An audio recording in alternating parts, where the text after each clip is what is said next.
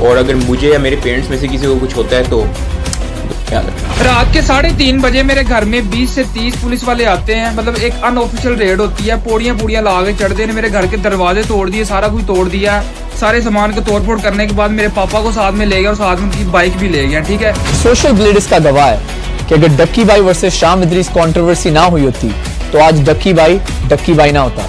लेकिन अब आप सोच रहे होंगे व्हाई आफ्टर 7 years मैंने उस वक्त क्यों रिप्लाई नहीं दिया, क्योंकि उस वक्त no matter what I said आप लोग इतने ब्रेन वॉश हो चुके थे कि शाम इदरीस आपको एक बहुत बुरा इंसान लगता था। लेकिन in the last 7 years Ducky की असलियत आप सबके सामने खुद ब खुद ही आ गई। आई ऑल्सो लेट एवरीथिंग गो, क्योंकि मैं सोचता था डक्की मैच्योर हो चुका है। जैसे ही वो बड़ा यूट्यूबर बना उसने छोटे यूट्यूबर्स को इंसान समझना ही छोड़ दिया। आज आपको वो बातें पता चलेंगी जो आपने 7 साल में कभी नहीं सुनी। Please make sure to watch this video till the end because all the hypocrisy is going to be exposed today.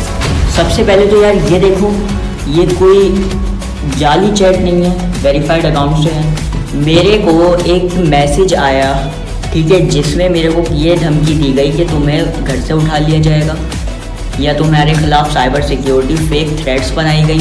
और ऐसा कोई पहली बार तो हुआ नहीं है, ऐसा पहले कितने क्रिएटर्स के साथ हुआ है। और ये तीनों मुझे मारते जा रहे थे और वो वीडियोस बनाते जा रहा था। मुझे माफिया मांगने पे मजबूर किया, झूठी कस्में उठवाने पे मजबूर किया, फलाना फेमस यूट्यूबर तेरा अब्बू है। असल में सबसे पहले तो डक्की ने मेरी इन दोनों वीडियोस पर प्राइवेसी कंप्लेंट भेज दी अपने वॉइस मैसेजेस पर, ताकि मेरी ये वीडियोस डिलीट हो जाएं। और इसी वजह से मेरे यूट्यूब चैनल की भी अपलोडिंग डिसेबल हो गई थी। अस्सलाम वालेकुम ब्यूटीफुल पीपल। आज की वीडियो कोई क्लैरिफिकेशन वीडियो नहीं है, this is a wake up call. ये एक प्रूफ और फैक्ट बेस्ड वीडियो होगी ताकि आप समझ सकें कि 7 साल पहले कैसे आपको एक कंट्रोवर्सी में बेवकूफ बनाया गया था और पिछले 7 साल में असलियत में क्या क्या होता रहा है। इन 2017 ये सब तब शुरू हुआ जब डक्की ने मेरे ऊपर एक रोस्टिंग वीडियो बनाई। आज हम बात करेंगे शाम इदरीस की। वो वीडियो सिर्फ एक मजाक नहीं था, उस वीडियो में मेरी इज्जत, मेरी फैमिली की इज्जत, एक लड़की की इज्जत गिराई गई और इन सब बातों का मजाक बनाया गया। नहीं मतलब अब तो अपना सिलेंसर के अंदर डालेगा यार। कुछ लोगों को शायद इस बात का पता नहीं है, लेकिन इसका जन्म ना हाईवे पे हुआ, क्योंकि इतना घटिया एक्सीडेंट अक्सर हाईवे पे ही होते हैं। पहले फजलुद्दीन आके इस बंदी से पूछेगा शादी कर ले, फिर आगे से ना इस बंदी ने भावड़ा हो जाना। इसकी सारी ऑडियंस इस बात का इंतजार करिए कि कब इसकी शादी होगी, कब इसकी सुहागरात का व्लॉग यूट्यूब पे चलेगा और कब इसकी पैंट चोलियां बंद होगी। उसके बाद डक्की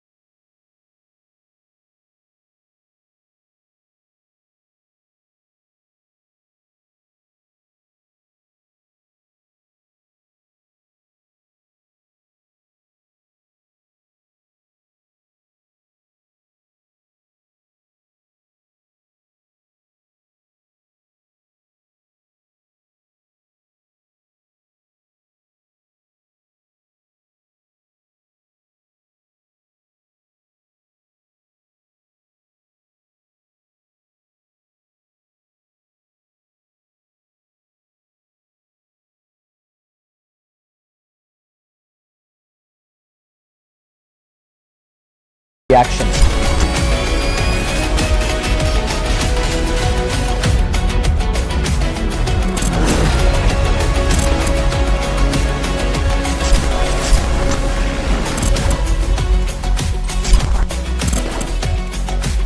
ये मेरी इस स्कैम इबलीस पे आखिरी वीडियो है। कोई भी बंदा जो अपनी तरफ से कॉन्फिडेंट होता है ना कि उसने कुछ गलत नहीं किया, वो ना तो कमेंट बैन करता है ना तो कमेंट डिलीट करता है।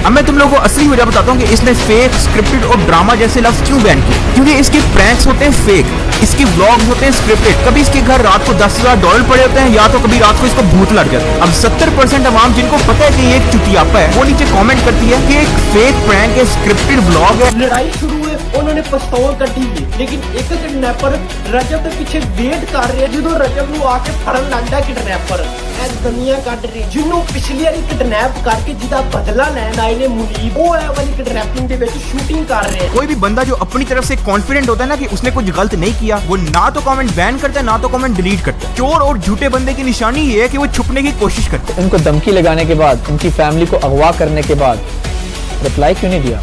अस्सलाम वालेकुम बदला भाई, कैसे हैं आप? वालेकुम सलाम, अल्हम्दुलिल्लाह ठीक ठाक। आप सुनाएं। आपके साथ डक्की ने किया क्या? सारा मामला तो ऑलरेडी यूट्यूब पे है। मेरा आईडी कार्ड, मेरा वो सारी चीजें मुझे सेंड करके कहता है एवरीथिंग हमारे पास है तेरा, तेरी हर गई। फिर उसके बाद इसने मेरी फैमिली का डाटा निकलवाया, मेरी फैमिली का डाटा निकलवा के मुझे भेजा कि भाई अब तेरी फैमिली का भी डाटा है हमारे पास, अगर तूने अब कुछ किया तो तेरी हर गई।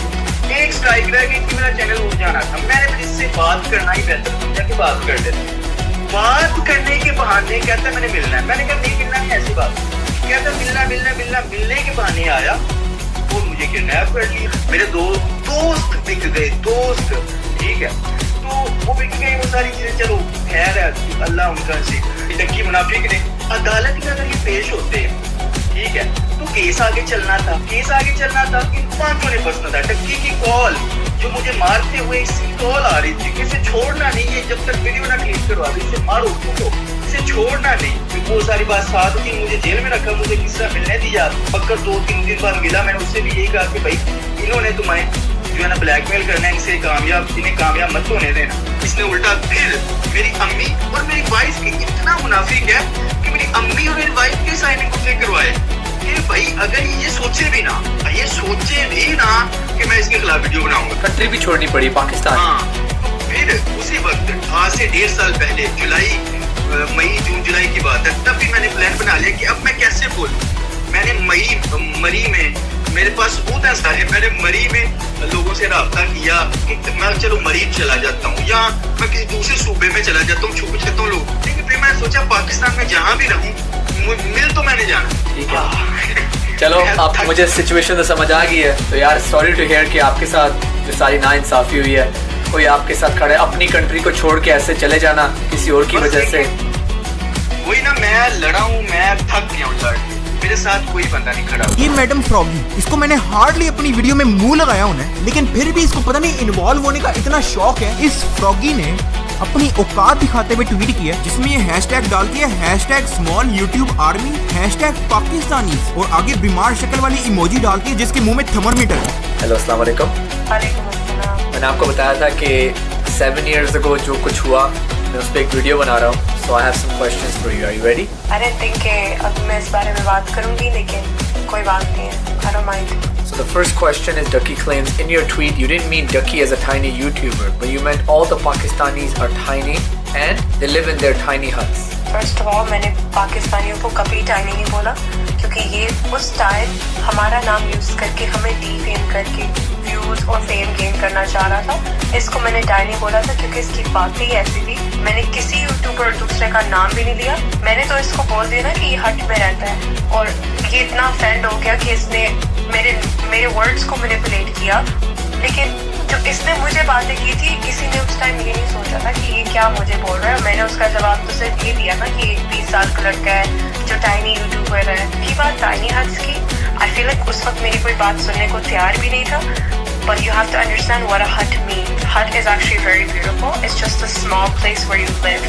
It just means it's a smaller place. तो जहाँ से ये वीडियोस बना के हमारे बारे में गंदी गंदी बातें बोलता था, वो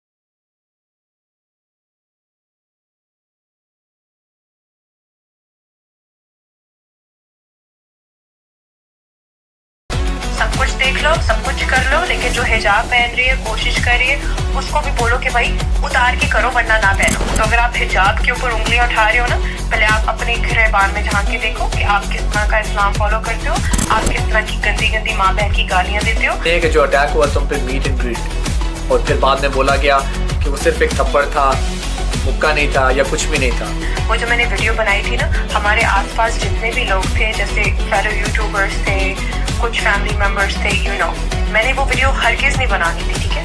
वीडियो बनानी पड़ी just to explain my side of the story. मैंने सोचा कि शायद may be if I tell people कि ये बहुत अब एक्सट्रीम लेवल तक जा चुका है, maybe people will understand कि this is gone to a very extreme level, ठीक है।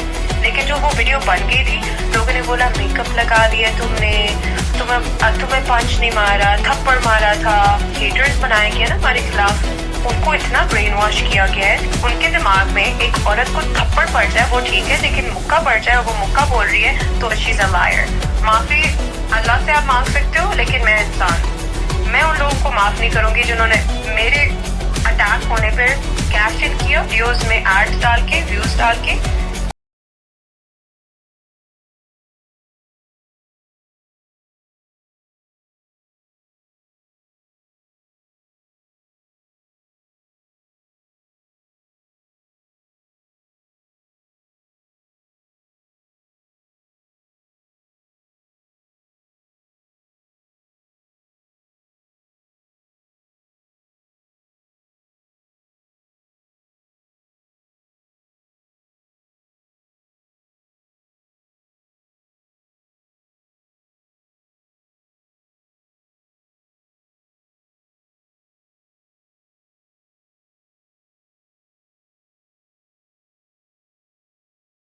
अगर उसने मुक्का नहीं मारा, सिर्फ एक थप्पड़ मारा है,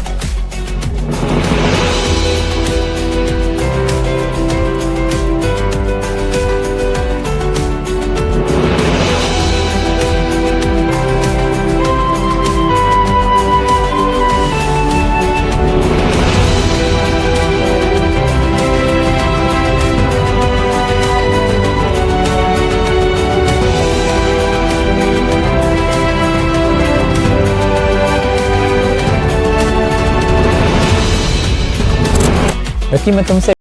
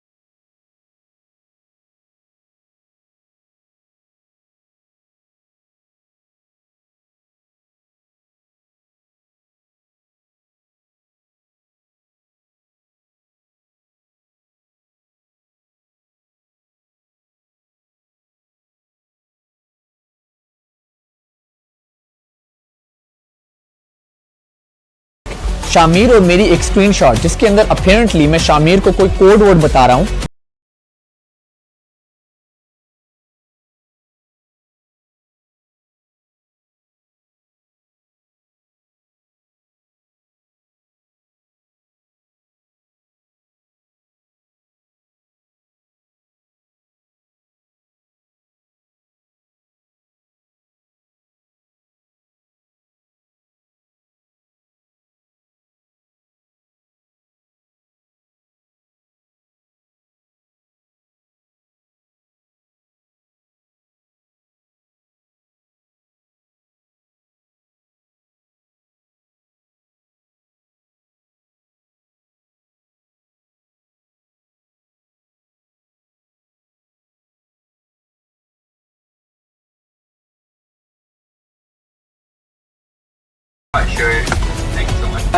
हम दोनों का ईगो था, जो कुछ भी था, मिसअंडरस्टैंडिंग थी, जो कुछ भी था वो it's in the past, you know, move on and everybody should be friends. या एग्जैक्टली। बिल्कुल ठीक है, चलो बस मैंने कहा तुमसे सलाम दुआ कर लूँ, ये फिर शामिर से बात कर लूँ। हाँ चलो, it was nice talking to you, man. या यूट्यूब मैं चाहता हूँ आप इस चीज़ पे कॉन्सेंट्रेट करें। मतलब आपको मालूम है कि आपका पिता जो है वो साइबर क्राइम से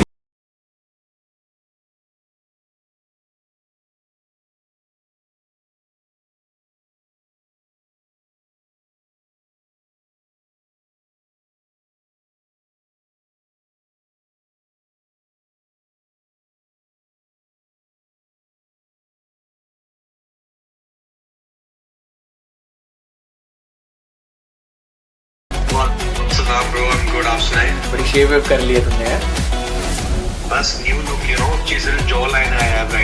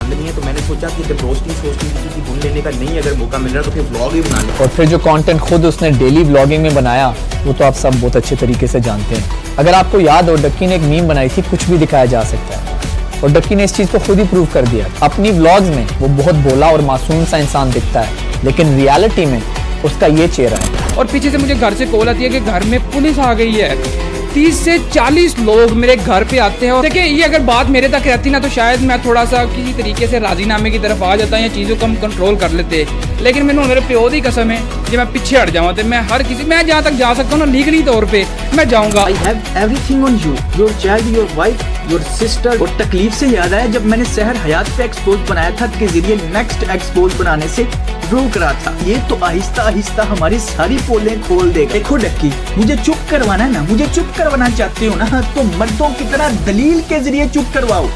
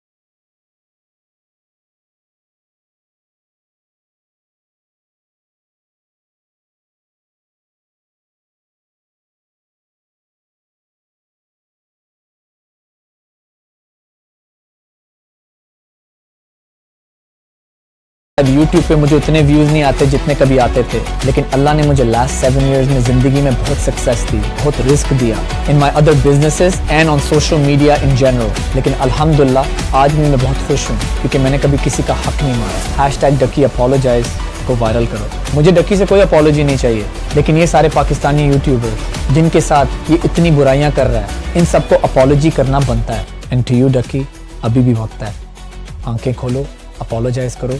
अगर इनमें से भी किसी और ने सब्र कर लिया, so this time you will be finished. जो सताता है चुप हो जाओ, जो सताता है चुप हो जाओ। अल्लाह की कसम, आप ऐसी ताकत बनोगे कि पहाड़ भी रास्ता देंगे। सब्र इंसान की सबसे बड़ी ताकत है।